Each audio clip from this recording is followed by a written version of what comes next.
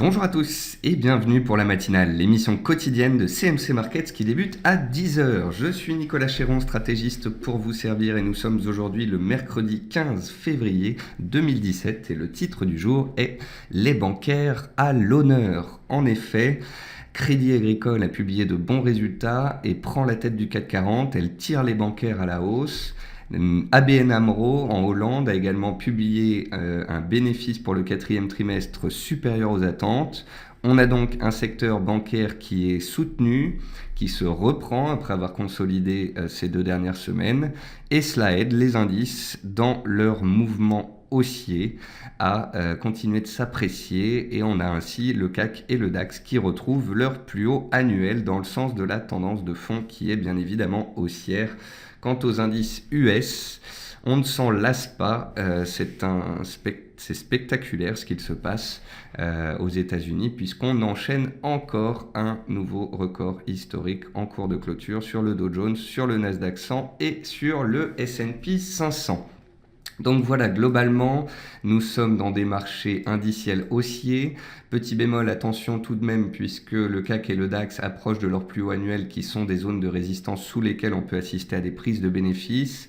Néanmoins, pas de retournement de tendance pour le moment. Tant qu'il n'y a pas de chandelier baissier, de retournement, les acheteurs ont la main et les risques d'une cassure haussière restent plus importants qu'un retournement baissier. Donc voilà, on a des marchés haussiers sur les indices, des bancaires soutenus grâce aux bons résultats. Sur les matières premières, on notera pas mal d'indécisions, que ce soit sur le pétrole, l'or. On a pas mal d'actifs qui sont sur des zones pivots. Et puis concernant les monnaies, vous l'aurez remarqué hier après-midi, le dollar continue d'être recherché. Janet Yellen nous a expliqué qu'elle allait continuer sa politique, que les États-Unis allaient donc théoriquement monter les taux, qu'il valait mieux le faire trop tôt que trop tard. Ça a donné un petit coup de fouet au dollar index qui reste au-dessus des 101 points et qui est haussier. Ça fait maintenant 10 jours que le dollar index est dans un processus haussier que je vous commente au quotidien. Voilà, bienvenue pour cette émission. Je salue tous ceux qui viennent de nous rejoindre en cours de route, ainsi que ceux qui nous regardent sur YouTube. Avant toute chose, voici un avertissement sur le caractère purement informatif de cette présentation. Je vous invite à en prendre note. Vous pouvez utiliser les fonctions de chat et de questions-réponses en haut de votre écran pour pouvoir converser avec moi. Dans cette émission, nous verrons les dernières actualités marché, macro, actions, les statistiques économiques passées et à venir. Et bien évidemment, je répondrai à vos éventuelles questions. Alors, en termes d'actualité marché, cela fait 85 jours que le Dow Jones Industrial Average n'a pas baissé de plus de 1%, soit sa plus longue série depuis novembre 2006. Donc comprenez par là que nous sommes dans un mouvement haussier historique. Après 1 an et demi de consolidation latérale sur le Dow Jones et le S&P 500, suite à l'élection de Donald Trump, un courant acheteur est né. Ce courant acheteur est extrêmement puissant. C'est un courant d'achat moyen-long terme. Donc voilà, on était enfermé dans un carcan de 10% sur les indices US. On en est sorti. Depuis, les acheteurs ont la main. On est dans une tendance haussière sur toutes les unités de temps.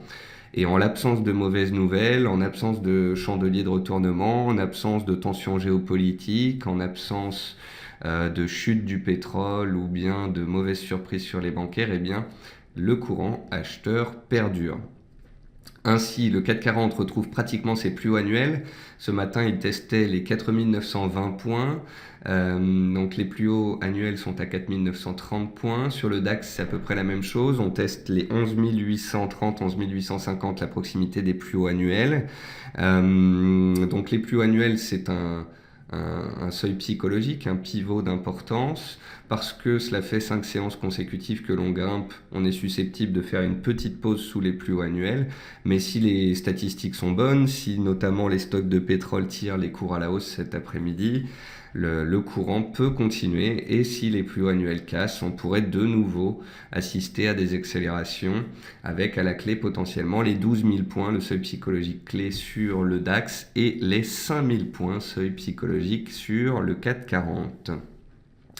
Le VIX échéance mars corrobore cette complaisance, il est au plus bas à 12,27 points.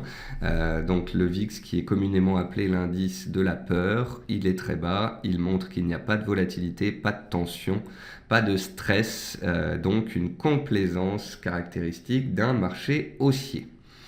Le pétrole WTI tergiverse autour des 53 dollars en attendant les stocks publiés cet après-midi. Le pétrole WTI est dans une belle tendance haussière de moyen terme. Il est soutenu depuis le début de l'année et ce malgré des stocks assez élevés. On a des stocks élevés et des stocks qui se constituent pour la 5e semaine consécutive la semaine dernière. Est-ce qu'on aura une 6e semaine consécutive cette semaine? Peut-être.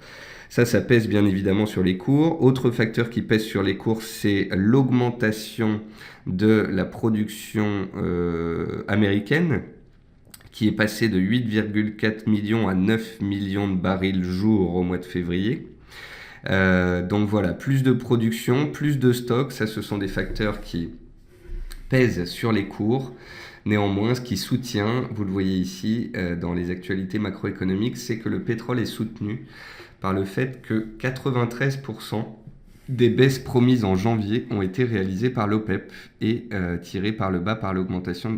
Donc le pétrole, il est soutenu par les baisses promises par l'OPEP qui ont été réalisées à 93%, mais il est tiré par le bas par l'augmentation de la production américaine et les stocks qui sont élevés. Donc cet après-midi, les stocks seront d'importance. Le support est à 51 dollars, la résistance est à 54 dollars. Et si on casse un de ces seuils, ce serait théoriquement un signal fort. Le cuivre retombe à 273 dollars par livre, son ancienne résistance que l'on a travaillée au mois de décembre, au mois de janvier et qu'on a fini par passer cette semaine. Et je vous disais que j'étais un peu dubitatif sur cette cassure haussière sur les cours du cuivre, car cette cassure intervient au moment même où les opérateurs spéculent sur les grands travaux, les plans d'infrastructure de Donald Trump. Mais surtout, cette cassure de résistance intervient au moment où 2 des plus grandes mines de cuivre au monde ont été fermées. BHP Billiton a fermé sa mine au Chili. Et il y a une deuxième mine, je ne me rappelle plus de quel groupe minier, en Indonésie qui a été également fermée. Donc parce que vous avez un arrêt de la production dans ces sociétés minières, vous avez des cours du cuivre qui ont bondi et qui sont passés rapidement de 270 à 280 dollars par livre. Mais le fait que l'on retombe aussi rapidement dans les séances qui suivent me fait être dubitatif donc sur cette cassure, d'autant plus que si l'activité reprenait dans l'une ou l'autre des mines citées, les cours pourraient de nouveau être sous pression baissière. Parce que qui dit réouverture de la mine, reprise de la production et donc pression sur les prix. Donc voilà, sur le cuivre, je suis dubitatif et prudent. Ensuite, merci JL, c'est Freeport effectivement dont je vous parlais hier qui a fermé cette mine en Indonésie. 4e séance de latéralisation pour Genfit, pile poil sous les 21,6 €. C'est un pivot journalier clé, c'est une zone de prix sous laquelle ce titre bloque. Genfit, typiquement, c'est une société biotech, c'est une moyenne capitalisation, c'est un titre qui est très suivi par les investisseurs particuliers. Et quand on est dans des périodes de hausse indicielle, on peut avoir comme ça des titres qui décalent à la hausse. Genfit, depuis à peu près 15 jours, 3 semaines, est dans un range entre 20,40 et 21,60-80. Si le titre accélérer au-dessus de cette zone, nous pourrions avoir un décalage haussier intéressant à suivre. Enfin, le dollar index a réussi à gagner la résistance des 101 points, donc les fameux 101 points sous lesquels on travaillait, on butait depuis 2-3 jours. Suite aux propos de Janet Yellen hier, même si elle est en situation d'attente, elle est plutôt positive sur le fait que les taux américains seront montés par la suite. Et cela a tiré le dollar à la hausse qui donc casse ce seuil des 101 points et était ce matin à 101,30, faisant ainsi pression sur l'euro, la livre contre le dollar. Par contre, pour que l'AUD, le NZD, qui reste assez fort, plie contre le dollar, il en faudra plus. Donc on suivra ça en fonction des prochaines publications macroéconomiques. En termes d'actualité macroéconomique, Janet Yellen nous a expliqué hier examiner la situation, elle attend. Les Fed Funds de toute façon ne nous indiquent pas de hausse de taux pour le mois de mars, on devrait voir ça potentiellement au mois de juin. La plupart des économistes justement anticipent que la prochaine hausse de taux pourrait se faire en juin et non pas en mars, donc c'est ce que je vous disais. Et puis dernière information macroéconomique que l'on n'a pas encore parcourue ce matin, c'est le fait que le bilan de la Banque Centrale Européenne monte ce mois-ci de 21,4 milliards d'euros à... C'est cette semaine, pas ce mois-ci, à 3 770 milliards d'euros, soit l'équivalent de 36% du PIB de la zone euro. Ce qu'il faut que vous compreniez, c'est que tous les pays de la zone euro sont endettés. Depuis la crise de 2008, en fait, les bancaires qui portaient des dettes les ont données aux États. Les États qui étaient trop endettés les ont donnés aux banques centrales. Et depuis quelques années, en fait, la BCE vient d'endetter l'ensemble de l'Europe pour un montant équivalent à 36% du PIB de la zone euro. J'aimerais bien que Mario Draghi nous explique son plan de sortie du quantitative easing. Comment va-t-on faire ? Il faudrait que la zone euro fasse une performance, une croissance de 5% pendant 20 ans pour pouvoir rembourser tout l'argent qu'on est en train de contracter. C'est aussi pour ça qu'il faut que vous soyez bien conscient du fait que je vous commente les marchés au quotidien, je vous explique pourquoi on monte, je vous explique que c'est parce que les résultats d'entreprise sont meilleurs qu'attendus, que c'est parce que les taux vont être montés, que la croissance repart un peu. Mais ce qu'il faut quand même garder en tête, c'est que tout ça, c'est comment dire, c'est la belle histoire des marchés financiers au quotidien. Mais au-dessus des résultats des sociétés, de tout ce qui se passe dans l'activité économique, les États, les banques centrales sont en train de s'endetter comme jamais dans l'histoire. La Chine emprunte 2 dollars pour créer 1 dollar de richesse. C'est un système qui ne peut pas durer dans le temps. Donc je ne sais pas quand est-ce qu'on aura une purge indicielle, quand est-ce qu'on aura un retour à la normale, qu'on purgera un peu ce phénomène de bulle que l'on a actuellement sur de nombreuses classes d'actifs. Je suis analyste technique, ça me permet de rester haussier. Je lis les médias et je comprends pourquoi les marchés en ce moment sont haussiers, mais fondamentalement à long terme, je reste prudent sur mes gardes. Car cette hausse des résultats, cette hausse des indices, tout ça c'est aidé par de la création de dettes comme jamais nous l'avons fait dans l'histoire de l'humanité. Et sachant que cela fait 8 ans qu'on n'a pas eu de marché baissier et que tous les 8 ans depuis 50 ans on a un marché baissier, voilà, je pense que ça peut continuer comme ça, tant qu'il y a des flux positifs, tant que les tendances sont haussières, on peut continuer de grimper. Il y a peut-être encore du potentiel en Europe ou aux États-Unis, mais à échéance 1 ou 2 ans, il y a bien un moment où il va falloir revenir les pieds sur terre. Voilà, c'était la petite parenthèse long terme. Ensuite, côté entreprise, Crédit Agricole, donc les bancaires sont à l'honneur, c'est le titre du jour. Crédit Agricole a dégagé un bénéfice net 2016 en hausse de 0,7% à 3,54 milliards d'euros, supérieur aux attentes des analystes. Donc vous voyez ici en bas Crédit Agricole qui était en tête des actions du CAC 40 ce matin, suivi par Société Générale et BNP qui lui emboîtaient le pas puisque c'est tout le secteur bancaire qui profite de cette publication. Petit bémol pour Natixis, qui est mis en examen pour sa communication sur la crise des subprimes en 2007. Malgré tout, parce que les banquiers tirent, le titre était dans le positif lorsque je l'ai regardé ce matin. Autre bancaire qui a publié de bons résultats, ABN AMRO, en Hollande, annonce un bénéfice de 333 millions d'euros au 4e trimestre, contre un consensus à 279 millions d'euros, ce qui reflète le dynamisme de la croissance des Pays-Bas. Ensuite, Air Liquide est confiant pour 2017, mais sous le consensus en 2016, avec un bénéfice de 1,84 milliard d'euros, alors qu'on attendait 85 milliards d'euros. Donc, vous voyez Air Liquide ici qui est en queue de peloton, en queue du CAC 40. Deuxième plus forte baisse, Danone, qui ralentit également en 2016 et lance un programme d'économie. Vous noterez que même si les sociétés publient des bons bénéfices, à partir du moment où l'activité ralentit, où le chiffre d'affaires ne monte plus, eh bien les marchés ont tendance à sanctionner. Et puis enfin, Euronext a publié des profits en nette hausse malgré une baisse des volumes traités. Et la société, le groupe Euronext, augmente non pas de 14 euros, mais de 14,5% son dividende. Donc une hausse de 14% du dividende, voilà de quoi ravir les investisseurs.